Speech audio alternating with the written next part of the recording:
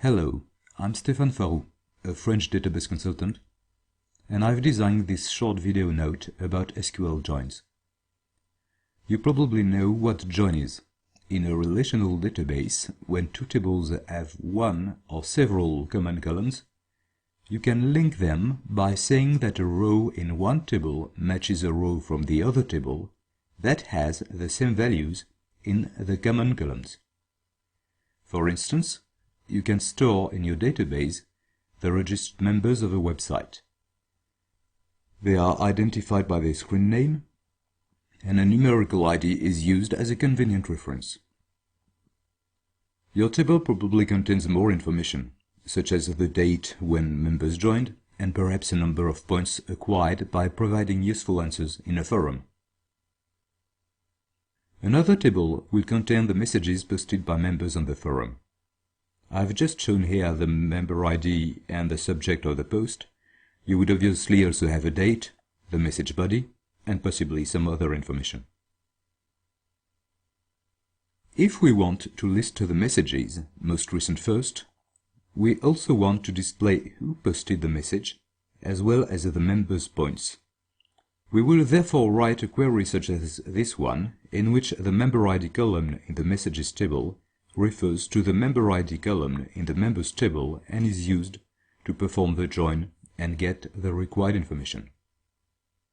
When you are taught SQL, you are often explained that the operation consists in generating all possible combinations between the rows from the members table and the rows from the messages table to only retain the combinations for which the common column contains the same value.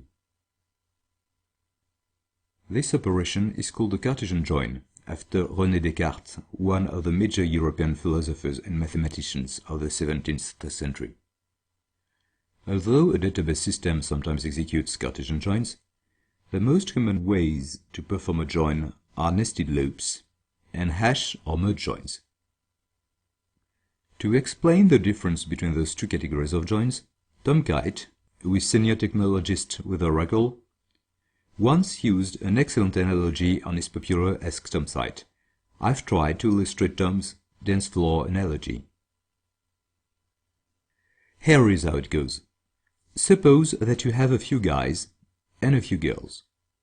Each guy is looking for a partner of about the same size as himself. The first guy moves forward and is strongly attracted by a girl who looks like a model. Unfortunately, models are tall and our guy is rather short. A second girl is quite lovely, but a tad too tall for him.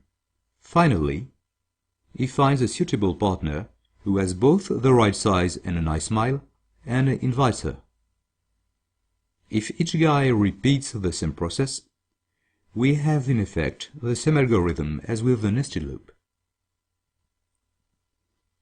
Now, suppose that we have a lot of girls and a lot of guys.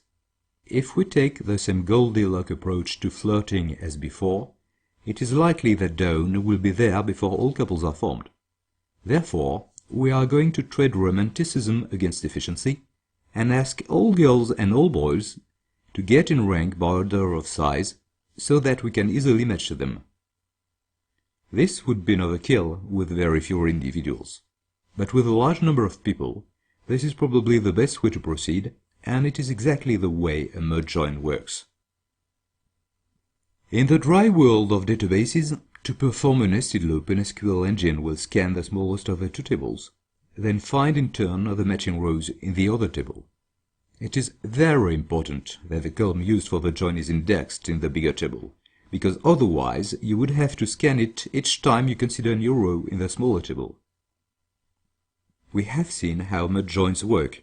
Hash joins are a variant that is a good compromise in terms of CPU and memory usage. In a hash join, a temporary hash table is created. A hash table is a kind of array that contains pointers to the rows of a table. A special function, called the hash function, applied to the key, associates each key to a position in the array. The smallest table is scanned first, and the hash table is populated with pointers to the rows that match each key. Then, the second table is scanned only once, the function directs us to the proper slot in the hash table, and from there, you find the pointers to the matching rows. Contrarily to the nested loop join, indexes are no longer so important. An SQL optimizer may choose to scan an index rather than a table because indexes are usually smaller than tables, but this is a marginal improvement.